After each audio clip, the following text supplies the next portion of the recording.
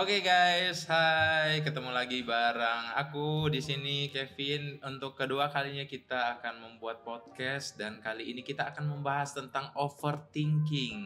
Yang dimana overthinking ini seringkali mengganggu kita para anak muda untuk menjadi penghambat kita untuk melakukan sesuatu. Jadi kita sudah mempersiapkan narasumber yang paling tepat. Widih. Perkenalkan di sini sudah menjadi contoh atau belum sih? Boleh dipanggil, Dipanggil iya. contoh ya. Contoh Tira. Yeay, halo. Ya, contoh boleh diperkenalkan dulu diri. Mungkin ada yang belum tahu. Tadi kan saya udah nanya-nanya, tapi kan belum di take ya. Oh iya itu behind the scene ya. Ya teman-teman, halo semuanya, salam kenal. Nama saya Tira. Saya saat ini melayani di Gemim Kristus dan juga di Sekolah Ebenezer secara khusus di unit SMA. Oke. Gitu. Jadi kesibukannya selain di gereja di sekolah. Oke. Nah, sekali ini contoh nih kita kan akan bahas nih overthinking. Nah, kenapa sih panitia ini kompel remaja ngangkat tema tentang overthinking karena kita mengingat kita memasuki kan Rabu Abu kemarin ya udah ya. Minggu Sengsara. Minggu Sengsara yang dimana kalau kita tahu kan Minggu Sengsara itu kita memperingati sengsaranya Tuhan Yesus ketika mau menuju ke kayu salib gitu kan. Nah, jadi harusnya Tuhan kan udah tahu nih ke depannya bahwa dia akan mati, akan dihukum. Jadi kan harusnya lebih overthinking dong karena dia udah lebih tahu itu yang akan terjadi ke depannya. Sedangkan kita orang nih remaja, kadangkala kita overthinking apa hal yang belum tentu terjadi, belum pasti terjadi. Akhirnya itu menjadi penghambat kan buat kita. Nah, jadi sebelum kita masuk lebih dalam tentang overthinking nih contoh. Sebenarnya kenapa sih kita harus memperingati Minggu Sengsara itu? Dan apa itu meaningnya Minggu Sengsara itu apa? Ya, kalau tadi sebenarnya udah disebut ya, Minggu Sengsara itu ya kita merenungkan tentang kesengsaraannya Tuhan. Bagaimana ia berjalan ketika Yesus hendak menghadapi kayu salib itu, dia itu kan sepenuhnya manusia, sama kayak kita gitu. Takut gak? Oh takut. Kayu salib itu kan bukan penderitaan yang ecek-ecek, tapi penderitaan yang memang untuk penjahat kelas kakap yang itu memalukan, menyakitkan sedemikian rupa. Jadi sangat amat normal bahwa Yesus sebagai manusia sejati, tapi juga sebagai Allah sejati, dia takut, dia gentar. Bahkan kalau kita baca ya di Alkitab, pas Yesus berdoa di Taman Getsemani, Markus 14 ayat 34 tuh menceritakan bahwa Yesus bilang, hatiku sangat sedih seperti mau mati rasanya. Ya, dan bukan cuma itu, di dalam Lukas 22 ayatnya yang ke-44 diceritakan bahwa Yesus itu ketakutan sampai bahkan peluhnya itu, keringatnya, menjadi seperti titik-titik darah yang bertetesan ke tanah. Jadi Yesus takut. Bukan Yesus gentar, bukan yang oh ya, mau mati di kayu salib gitu kan, enggak. Bukan kayak gitu yang Yesus hadapi. Maka, tapi kesengsaraan Yesus, apa yang Yesus hadapi itu ternyata mendatangkan keselamatan bagi kita. Jadi kalau pertanyaannya kenapa penting kita merenungkan perjalanan sengsara Yesus? Karena kesengsaraan Yesus itu yang menyelamatkan kita gitu. Bagaimana mungkin kita cuma mau merenungkan enak-enaknya aja. Berkat Tuhan, hidup enak dalam keselamatan Tuhan, ya gak bisa gitu dong. Kita kan juga harus tahu bahwa di balik segala kenikmatan, di balik segala keselamatan yang kita terima, ada Yesus yang takut, yang gentar. Yesus sebagai manusia itu gentar. Tapi seperti yang tadi dibilang ya, walaupun dia gentar, walaupun dia rasanya mau mati, tapi it doesn't stop him to say let your will be done gitu. Tuhan takut, panik, bukan panik mungkin ya, tapi takut, sedih, tapi dalam kondisi seperti itu ia tetap memilih untuk Tuhan biarlah kehendak-Mu yang jadi, Bapa biarlah kehendak-Mu yang jadi gitu. Jadi that's the answer ya, kayak gitu gitu. Jadi itu ya pentingnya ya untuk kita memperingati Minggu Sengsara. Betul. Dan dimana kalau kita bilang Tuhan aja bisa, istilahnya sebagai 100% manusia ya bisa dibilang bisa takut gitu ya. 100% Tuhan. Jadi nggak apa-apa untuk kita takut gitu, overthinking. Nah itu harus dibedakan dulu. Kalau kita ngomongin tentang perasaan takut, kita ini diciptakan sebagai manusia yang memang punya perasaan. Kita ini bukan benda yang ya jalan aja gitu tanpa perasaan. Enggak kan? Emosi itu, pikiran itu dari Tuhan. Jadi kalau ditanya, jadi boleh ya takut? Ya enggak apa-apa, karena memang itu rancangan Tuhan. Tapi yang menjadi pertanyaannya adalah apa yang akan kita lakukan dengan perasaan itu gitu. Kamu takut lalu apa yang kamu lakukan? Kamu sedih, kamu galau, lalu apa yang kamu lakukan gitu. Jadi ini bukan masalah boleh gak sih punya perasaan, tapi apa yang akan kamu lakukan terhadap perasaan itu gitu. Nah overthink, kalau kita masuk ke tema kita ya, overthinking itu merupakan respons dari perasaanmu kan. Kamu takut, tapi akhirnya kamu memilih untuk overthinking. Kalau kamu kayak ngelihat ke Tuhan ya, kondisi Yesus, dia takut, dia gentar, dia sedih seperti mau mati rasanya. Tapi apa yang dilakukan? Berdoa. Yang dilakukan oleh Yesus adalah berdoa gitu. Jadi bukan a matter of the emotion, tapi apa yang kamu lakukan terhadap emosi itu gitu. Oh gitu ya. Jadi overthinking itu sebenarnya kayak contoh bilang tadi ya, itu kayak apa ya, respon ya jatuhnya ya, respon dari rasa takut itu. Bukan cuma takut tapi salah satunya misalnya salah takut. Oke. Jadi kalau misalkan kita merespons dengan overthinking, sebenarnya dampak-dampaknya apa sih yang bisa kita dapat gitu dalam diri kita, contoh? Apakah jadi sebenarnya ada dampak negatif doang atau ada dampak positifnya nih? Mungkin kita perlu define ulang what is overthinking gitu ya. Nah, pas saya cari-cari gitu ya tentang topik ini gitu. Overthinking tuh bukan cuma masalah spiritual, bukan cuma masalah kamu berdoa gitu. Enggak selalu tentang itu, tapi juga tentang medical pun juga ngebahas itu ya, tentang mental health gitu. Jadi memang pembahasan ini, topik ini tuh pembahasan yang sangat amat luas yang bisa dikaji dari berbagai perspektif gitu. Tapi sebenarnya perspektif apapun itu yang kita pakai, overthinking itu definisinya sama, yaitu berpikir tentang sesuatu secara berlebihan. Itu kan definisinya ya, over, lebih, think, ya berpikir gitu. Nah biasanya sesuatu yang dipikirkan ini tuh bisa jadi tentang masalah di masa lampau, keputusan yang akan diambil, dan akhirnya itu kita overthinking, kita memikirkan itu secara berulang dan bahkan berlebihan. Nah, sebenarnya memikirkan sesuatu dengan serius itu tentu adalah hal yang baik ya. Kita nggak boleh juga jadi orang yang tanpa thinking, abis itu langsung bersikap seperti apa gitu ya. Enggak, kita harus berpikir. Tapi dikatakan overthinking ketika pikiran itu bukan menuntun kita pada suatu hal yang produktif gitu. Kita memikirkan sesuatu dengan matang-matang supaya kita bisa produktif dan apa yang kita hasilkan itu adalah baik. Tapi kalau pemikiran kita itu over, yang akhirnya membuat kita unproductive, kita nggak bisa produktif, nah itu yang masalah.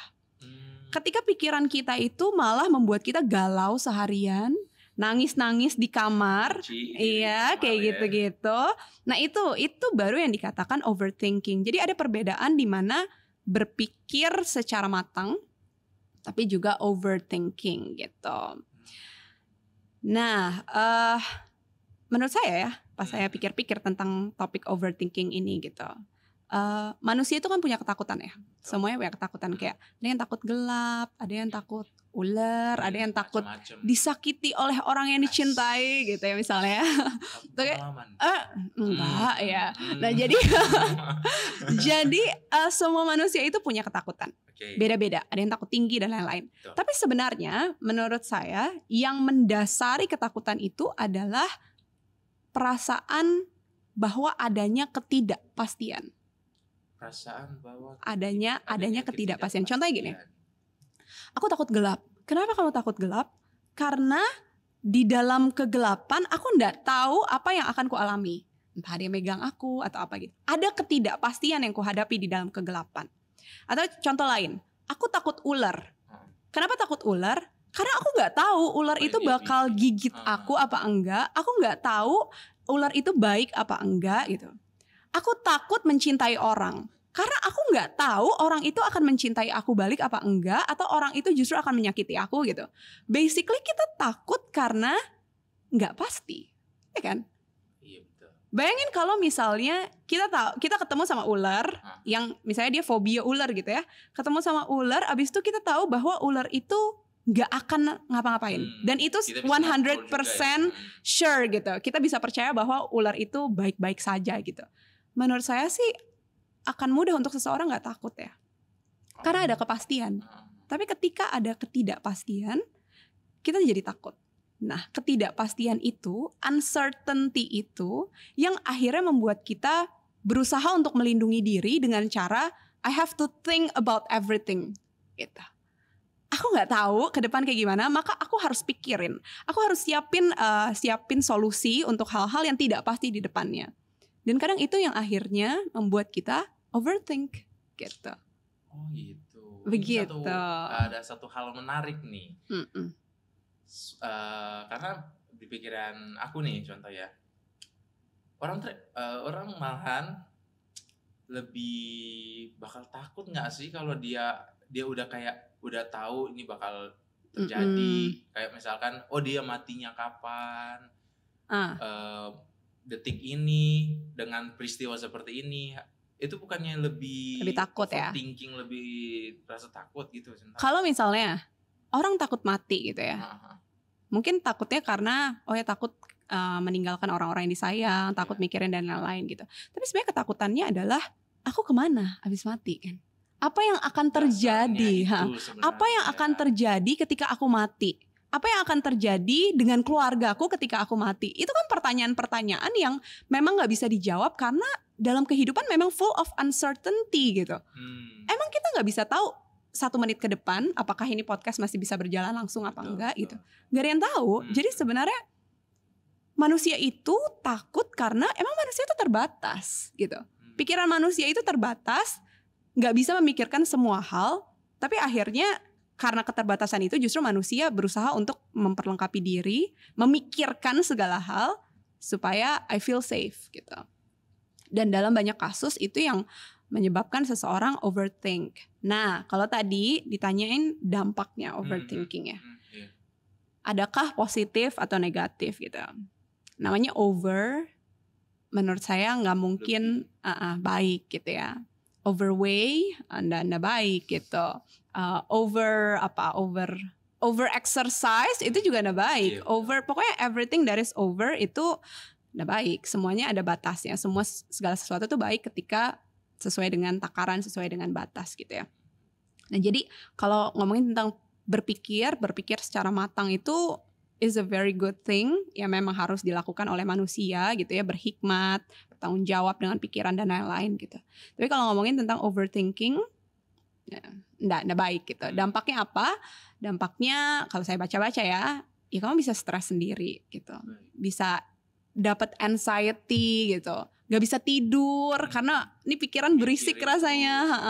Aduh, ini orang benci gue gak ya? Kayak gitu-gitu misalnya. Atau nih besok aku diapain ya sama orang kayak gitu-gitu. Itu kan pikiran-pikiran yang akhirnya bikin kita gak bisa tidur. Atau overthinking juga bisa bikin kita takut bikin keputusan gitu. Kalau aku ambil keputusan A, aduh nanti kayak ini gitu. Atau kalau ambil B, nanti kayak gini gitu kan. Itu hal-hal yang banyak dipikirkan, itu tuh akhirnya bikin kita sulit untuk mengambil keputusan. Atau bisa juga overthinking berdampak pada relasimu dengan seseorang kan. Karena kamu banyak pemikiran, banyak hal-hal yang jadi lebih curiga. Iya, curiga. Orang-orang cuma ngelirik gitu doang ya. Bisa mikirnya, aduh gue salah pakai baju ya. Aduh jelek ya baju aku ya. Atau kayak mana gitu. Ada cabai ya di gigi aku ya, misalnya kayak gitu. Padahal cuma dari hal sepele. Jadi memang overthinking tuh berdampak ke banyak hal ya. Kayak gitu. Secara mental, secara spiritual kamu gak sehat, tentu mungkin fisikmu juga bisa gak sehat. Kurang tidur, akhirnya bangun-bangun lesu, lemas, kayak gitu-gitu. Malas makan gitu. Jadi tentu berdampak ke keseluruhan hidup sih menurut saya gitu. Jadi istilahnya kan thinking itu boleh tapi boleh over, dong, betul. Gitu ya. Jadi kan banyak dari kita tuh kayak nyepelein gitu kan contohnya. Padahal ini salah satu kayak contoh bilang, ini salah satu faktor loh, salah satu untuk menuju ke namanya tadi yang stres, mungkin kesehatan mental dan lain-lain ya, ya itu. Nah, dengan dampak yang lumayan berpengaruh banyak sih ya kalau bilang ya, bukan lumayan juga untuk kesehatan mental, kesehatan fisik bahkan ya. Kira-kira cara untuk nanggulanginnya itu gimana contoh? Nanggulangin untuk supaya nggak overthinking nih, biar tidur lebih enak gitu ya kan. Mungkin saya harus sharing bahwa I do overthink gitu. Aku orang yang cukup rumit gitu pikirannya. I overthink a lot. Nah, secara khusus penilaian orang lain terhadapku itu adalah hal yang ada masa-masa di mana aku stres karena hal itu gitu. Karena aku karena aku sangat memikirkan pemikiran orang gitu ya. Kayak misalnya sesimpel aku ngechat orang bukan ini ya dalam relasi khusus gitu, enggak. Tapi misalnya ngechat orang secara profesional gitu ya, kayak dulu misalnya ke dosen gitu ya, ngechat dosen gitu. Cuma di-read. Terus aku kayak aku salah kata-kata ya. Terus kayak terus mikir dari situ aku salah kata-kata, lalu aku langsung mikir, waduh nanti nilai kuliahku jelek, nanti aku gak bisa lulus kuliah gitu. Aneh kan? Maksudnya cuma dari hal sepele aku nanya di WhatsApp, tapi ternyata cuma di-read, tidak dijawab, aku bisa mikir nanti aku gak bisa lulus dengan nilai yang baik gitu. Sampai sejauh itu. Iya, itu kan aneh sebenarnya. Atau misalnya perlakuan orang lain yang tidak mengenakan gitu ya kepadaku, itu akhirnya bisa membuatku mempertanyakan ulang tentang nilai diri gitu. Am I worth it gitu? Apakah emang aku nih orang yang akhirnya aku bertanya gitu ya, aku nih layak dicintai gak sih misalnya kayak gitu. Maksudnya tindakan orang tuh bisa akhirnya tindakan orang yang sepele, yang padahal kalau dipikir secara logis, secara tenang gitu ya, bisa jadi tindakan dia yang jutek kepadaku itu karena emang dia lagi bete kali, karena dia punya bad day gitu. Tapi karena aku langsung overthink gitu ya, langsung mikir gue worthless nih, kayak masa itu melelahkan ya, kayak gitu-gitu tuh melelahkan. Jadi saya pernah dulu gitu ya, kelelahan dengan cara berpikir yang overthinking gitu. Karena yang tadi ya, over itu kan selalu melebihi batas. Kalau overweight itu melebihi batas, nah batasnya apa? Ada BMI kan, ada standar BMI gitu. Saya overweight bawa koper di bandara. Kenapa dikatakan overweight? Karena ada standarnya 20 kilo gitu. Ternyata kamu 25 kilo dan ternyata itu melebihi gitu. Jadi sekarang sebenarnya overthinking itu tuh standarnya apa gitu? Apa yang bisa membatasi kita untuk nggak over gitu, sesuai dengan standar. Nah teman-teman, dalam perenungan saya gitu ya, perjuangan saya untuk melepaskan pikiran-pikiran yang over itu tuh satu hal yang harus selalu diketahui oleh manusia adalah pikiran kita tuh terbatas gitu.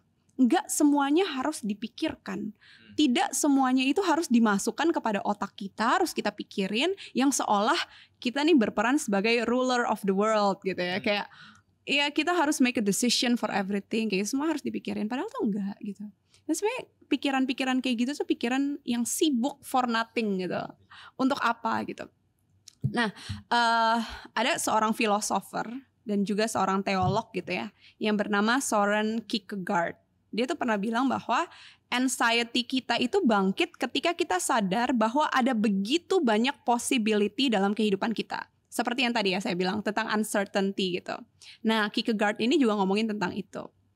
Nah, menurut Kierkegaard, kesadaran tentang adanya uncertainty ini bisa menimbulkan dua respons. Yaitu keputusasaan. Karena kamu pusing dengan memikirkan, aduh ini harus seperti apa. Udah deh. Ya itu overthinking, abis itu akhirnya depressed kayak gitu-gitu. Atau ada respons yang kedua, yaitu menuntun kita pada iman dan kepercayaan kepada Tuhan. Karena kamu sadar bahwa, oh iya memang banyak possibility yang aku gak bisa tahu, aku gak bisa pegang, aku gak bisa atur. Maka harusnya kamu balik ke Tuhan. Karena Tuhan yang bisa atur itu gitu. Nah menurut Kierkegaard, ketika kamu diperhadapkan dengan itu ya, banyaknya pilihan, hal-hal yang tidak pasti, ada 2 responsmu. Kamu memilih untuk overthinking, atau kamu memilih untuk beriman dan justru semakin percaya ke Tuhan gitu. Nah, maka hal ini juga lah yang akhirnya membuat saya berefleksi gitu ya. Why do I overthink gitu ya? Apakah sebenarnya kalau dalam hal ini kayak saya tuh berusaha untuk control everything gitu ya, supaya everything is perfect gitu sesuai dengan rancangan saya gitu. Akhirnya dalam perenungan saya, apakah saya merasa apakah aku sombong dan merasa bahwa I need to control everything, padahal kamu sangat amat terbatas kayak gitu. Dan akhirnya diingatkan lagi bahwa kamu hanyalah ciptaan yang sangat amat terbatas gitu. Pikiranmu itu sangat amat terbatas. Tapi ada Dia yang tidak terbatas, di tengah ketidakpastian yang ada Tuhan yang begitu pasti gitu. Jadi akhirnya itu yang membuat saya, ya sudah, kalau emang itu yang terjadi, yang gak usah terlalu dipikirin yang berlebih gitu. Maka kalau ditanya apa yang harus dilakukan gitu, saya percaya doa itu powerful ya gitu. Jadi yang pertama dilakukan adalah kamu tenang ketika kamu sadar pikiranmu tuh mulai berisik, mulai overthink kemana-mana dan kamu gak bisa kontrol. Tenang, stop dulu itu pikiran, datang ke Tuhan gitu. Berdoa ke Tuhan, minta tolong untuk tenangin, dan minta tolong supaya kamu punya iman yang berserah ke Tuhan gitu. Nah memang tadi di awal aku bilang overthink is not always about spiritual gitu. Jadi bisa aja tentang memang medical dan lain-lain gitu. Jadi ketika kamu sudah selesai doa, kalau kamu memang merasa kamu butuh orang, carilah orang yang bisa bantu gitu. Jangan sampai pikiranmu yang kusut itu kamu biarkan semakin kusut dengan kamu memendamnya gitu. Tapi cari orang yang bisa perlahan-lahan cari ujung benangnya itu di mana, dan perlahan-lahan menguraikan itu benang gitu. Pikiranmu perlahan-lahan kayak tadi ya. Kalau saya selalu tenggelam dalam pikiran bahwa orang itu jutek karena saya worthless, ya saya mati gitu. Benang kusut itu gak akan keluar. Tapi kalau saya akhirnya ngobrol, sharing ke orang, dan orang itu ternyata bilang, oh enggak kok Tir, dia emang lagi bete aja, soalnya tadi dia di rumah habis dimarahin papa mamanya, kayak misalnya kayak gitu kan. Itu kan it helps me to untangled itu dengan semua pikiran yang kusut gitu.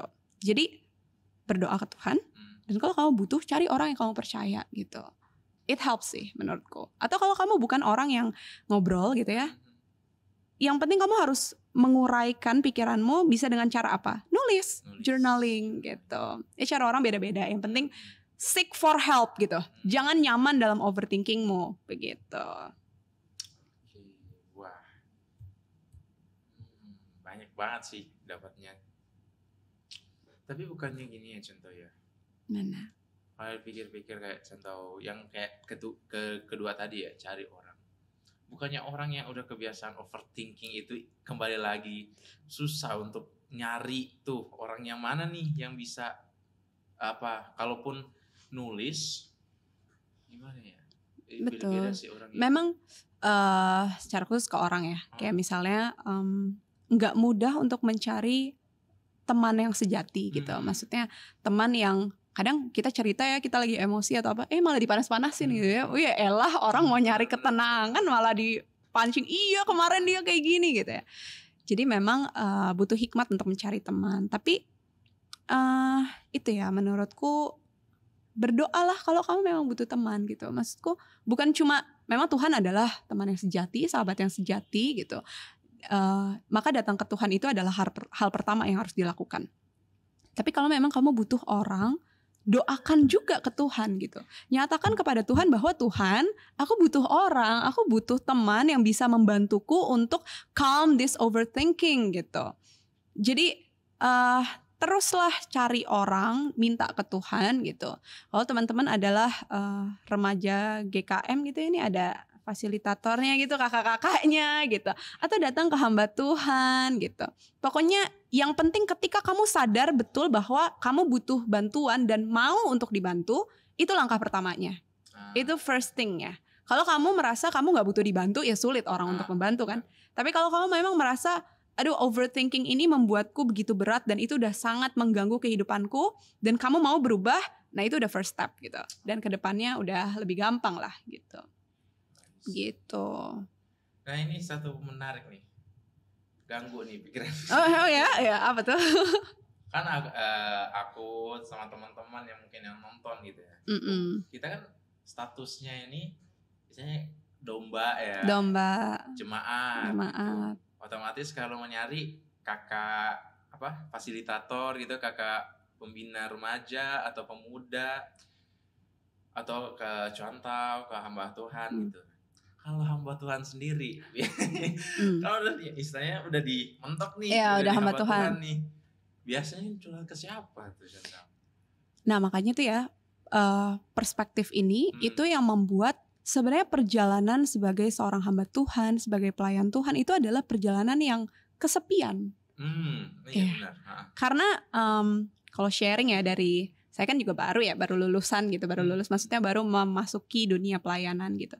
Tapi kalau sharing dari kehidupan hamba Tuhan, makanya nggak sedikit hamba Tuhan yang burn out gitu. Yang banyak hamba Tuhan yang bunuh diri karena stres ngadepin jemaat, kayak dia nggak bisa maintain emosinya gitu, karena yang dilakukan adalah mendengar keluhan kayak gitu. Keluhan sendiri nggak dikeluarin.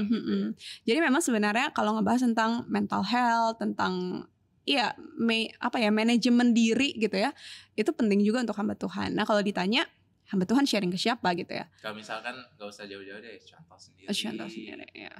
Iya tentu ada circle yang begitu dekat ya, yang misalnya yang paling dekat, rekan hamba Tuhan tuh perlu jadi friend gitu, harus jadi teman gitu. Makanya kalau di sini sih saya senang sekali ya, ada banyak rekan-rekan hamba Tuhan yang akhirnya bisa jadi mentor, tapi sekalian juga teman gitu, teman sharing. Cik gue lagi ini cik gitu misalnya gitu, cik gue stres gitu. Itu penting gitu. Karena kalau mau bilang nih contoh, sorry saya potong. Kalau mau bilang contoh ini kan bagi nggak tahu, contoh ini bukan orang Manado loh guys ya. Iya guys ya. Jadi enggak dong, ada darah Manadonya. Ada darah Manadonya. Tapi pertama kali ke Manado. Iya. Dan awalnya praktek ya. Betul. Praktek ke Manado dari STT Amanat Agung di Jakarta. Terus praktek 6 bulan, tiba-tiba ditambah untuk pelayanan lebih lagi melanjutkan ya. Karena kan ini Chantal, banyak orang juga kayak Chantal yang istilahnya merantau ya. Iya betul. Betul. Merantau. Kalau mau curhat ke orang tua beda dong, lewat HP sama ketemu langsung secara physically atau misalkan pacar mungkin. Iya. BTW udah punya belum? Sudah ada yang didoakan ya. Di sana dong berarti. Iya. Betul lah, LDR lagi kan. Kan beda tuh. Betul. Rasanya gitu kan. Itu gimana contoh untuk kalau contoh sendiri kayak udah merantau nih, jauh lagi kan, jauh, orang tua jauh, pasangan juga jauh, temennya juga kalau mau bilang kan teman hamba Tuhan tapi tidak sedekat teman-teman yang dulu dong, yang udah bertahun-tahun. Ini kan contohnya misalnya baru 6 bulan nih, kurang lebih 6 bulan di sini, baru tahu ya tadi hamba-hamba Tuhan yang lain. Nah itu contoh sendiri gimana? Ya tentu jarak itu menjadi penghalang ya. Maksudnya salah satu penghalang gitu. Kesibukan misalnya sama teman-teman dari STT yang sekarang udah pelayanan udah beda-beda gitu ya kan, dinamika kehidupannya juga beda-beda, jadwalnya, kesibukannya itu juga beda-beda. Tapi menurutku sih ya, true friendship, true love, misalnya ngomong kayak gitu, distance is just a matter of number gitu. Kayak maksudnya jarak tuh cuma paling berapa kilometer gitu ya. Jadi sebenarnya relasi itu kalau aku secara pribadi ya, ada gak hambatan karena jarak? Oh jelas, itu pasti. Tapi kualitas dari relasi menurutku sebenarnya tidak dirusak oleh jarak gitu. Kalau memang kita berkomitmen untuk membangun itu gitu ya. Jadi aku secara pribadi kalau sharing-sharing di awal-awal tuh ya, di behind the scene lagi sempet sharing gitu kan, kalau stres nih dengan bahasanya kayak gitu, tetap cari mereka yang jauh di sana itu tapi dekat di hati itu loh.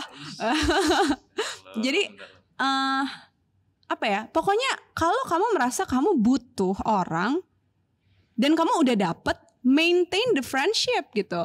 Maksudnya ya jangan tinggalkan begitu aja gitu loh. Emang butuh butuh extra work gitu ya untuk menjaga relasi yang ada dan juga membangun relasi yang ada gitu. Maksudku kalau misalnya di sini dengan stressfulnya bahasa yang berbeda, terus aku memilih untuk diam-diam aja, aku nggak bakal punya teman gitu loh. Tapi kan akhirnya aku sadar bahwa aku nggak bisa sendiri menjalani pelayanan ini. Aku tahu aku bisa tenggelam dalam pikiran dan perasaanku sendiri. Maka aku harus keluar. Aku harus memberanikan diri untuk cari gitu. Dan di dalam pencarianku itu ya akan rekan.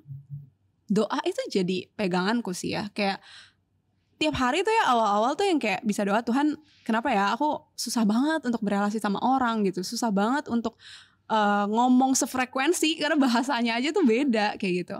Tapi dari curhat-curhat itu ke Tuhan dan sekarang ya kurang lebih 6 bulan gitu melihat ke day one-ku di Manado, aku udah lebih relax gitu. Ya maksudnya Tuhan udah perlahan-lahan membuat aku berhikmat lah dalam menjalin relasi, berkomunikasi gitu. Jadi kalau teman-teman yang merantau gitu ya, kalau sadari bahwa teman-teman tuh nggak bisa sendiri. Kalau teman-teman nyaman dengan sendiri, ada sih orang-orang yang nyaman dengan sendiri, tapi sejujurnya kita nih makhluk sosial yang butuh orang gitu. Jadi cari komunitas yang membangun. Cari komunitas yang memang bisa kamu percaya gitu. Dan dalam pencarianmu bukan cuma kamu sendiri yang mencari gitu, tapi doa sama Tuhan gitu, minta gitu. Dan aku percaya Tuhan akan memberikan yang terbaik sih buat anak-anaknya gitu. Jadi kalau Tuhan tahu memang kamu butuh, kamu akan diberlengkapi oleh Tuhan gitu. Gitu sih kalau dari aku. Gitu ya. Iya, begitu. Tapi memang agak sulit ya kalau untuk bukan agak sulit, panjang ya. Betul. Kalau kita bahas lebih dalam lagi tentang overthinking, tentang ya dan lain-lainnya. Cuman itu lagi, kembali lagi kalau bagaimana cara menanggulanginya itu ya tadi 2 poin tadi ya, yang paling inti ya. Dan gini, cara kita berpikir itu kan terbangun ya. Maksudnya kayak tadi misalnya saya berpikir orang jahat, oh ternyata saya worthless gitu. Itu kan pelan-pelan pola pikir itu tuh dibangun dengan misalnya ada orang yang menjelekkan saya gitu. Akhirnya itu membuat saya berpikir demikian. Intinya adalah cara berpikirmu itu tergantung dengan inputmu. Misalnya gini, kamu sering membaca konten-konten yang abusive gitu ya. Maka pikiranmu akan ke sana gitu. Jadi kalau misalnya kamu mau punya pikiran yang sehat, konten yang kamu konsumsi pun juga harus adalah konten yang sehat gitu. Kamu mau punya tubuh yang sehat, makananmu harus sehat kan. Gak bisa setiap hari fast food gitu. Demikian juga pikiran. Pikiran itu kan sangat amat terpengaruh dengan konten yang kamu konsumsi. Konten TikTok, Instagram, bacaan, tontonan gitu. Jadi menurutku sangat amat penting untuk menikmati konten tuh bukan cuma untuk menghibur, entertaining gitu. Itu perlu. Tapi di sisi lain kamu juga perlu food for thought gitu. Food for thoughts gitu. Jadi makanan yang berkualitas untuk pikiranmu sendiri. Banyak kan sekarang sebenarnya video-video menarik tentang inspirational talks gitu. Saya suka nonton ini, ada TED Talk namanya. TED Talks itu tuh banyak, iya kan, topik-topik tuh yang menarik, yang berbobot gitu. Ngobrol sama orang-orang yang berhikmat, yang cerdas gitu ya, pasti kan fruitful ya, kayak ada insight, oh iya ya. Tapi kalau kamu isinya ngobrol dengan orang-orang yang ngomonginnya bokep misalnya gitu ya, iya rusak pikiranmu gitu. Kalau obrolannya tuh cuma yang kayak gitu-gitu, ya nggak berkualitas juga. Jadi kalau kamu mau pikiranmu pikiran yang sehat, konten yang kamu konsumsi pun juga perlu yang sehat gitu ya. Kalau ngelihat ke Alkitab gitu ya, di Filipi 4 ayat 8, Filipi 4 ayat 8 Paulus ngomong gini. Jadi akhirnya saudara-saudara, semua yang benar, semua yang mulia, semua yang adil, semua yang suci, semua yang manis, semua yang sedap didengar, semua yang disebut kebajikan dan patut dipuji, pikirkanlah semuanya itu gitu. Jadi memang actually we have a choice buat memilih apa yang harus kita pikirkan gitu. Ngapain mikirin hal-hal yang toksik buat kita sendiri gitu. Ngapain mikirin hal-hal yang sebenarnya nggak perlu kita pikirkan gitu. Menyibukkan diri dengan hal-hal yang nggak perlu gitu. Jadi ya coba latih pikiranmu untuk memikirkan hal-hal yang mulia itu gitu. Nggak gampang karena default pikiran kita tuh udah jatuh dalam dosa ya. Jadi defaultnya adalah pikiran yang rumit, yang rusak, yang kotor gitu. Nah makanya itu perlu dilatih dengan mengkonsumsi konten-konten yang baik. Salah satunya Alkitab. Alkitab tuh bukan cuma untuk dipajang gitu, tapi kalau kamu pelan-pelan membaca gitu, itu kan akan membentuk juga cara pikirmu kayak gitu. Gitu sih. Berarti tadi teman ngaruh banget ya? Ngaruh banget. Bukan cuma pergaulan, tapi cara kita berpikir tuh ngaruh. Oke. Masih banyak sih. Masih banyak ya. Mau ditanyakan, cuman kita udah. Iya, durasi ya. Durasi. Jadi mungkin ada pesan bagi para viewers, viewers, subscribers ya. Iya. Memang harus diakui bahwa dunia kita ini penuh dengan ketidakpastian, penuh dengan kesakitan gitu ya, penuh dengan badai dan lain-lain gitu. Tapi teman-teman, kita punya Tuhan yang tidak pernah berubah gitu. Kita punya Tuhan yang pasti di tengah kondisi apapun dia tetap adalah pasti gitu. Jadi pesanku untuk kamu dan saya gitu ya, percayalah kepada Tuhan, serahkan kepada Tuhan apa yang menjadi pikiranmu gitu. Karena sesungguhnya dalam Matius 11 ayat 28 Tuhan bilang gini kan, marilah kepadaku semua yang letih, lesu dan berbeban berat. Aku akan memberi kelegaan kepadamu. Maka sebenarnya satu hal, kalau teman-teman mungkin bilang, oh gak punya teman atau gimana, kamu punya Tuhan gitu. Dan Tuhan tuh memanggil anak-anaknya yang berbeban berat, yang letih lesu, dan dia menjanjikan kelegaan gitu.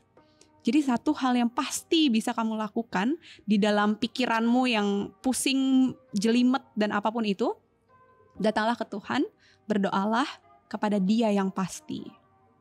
Ya gitu. Oke.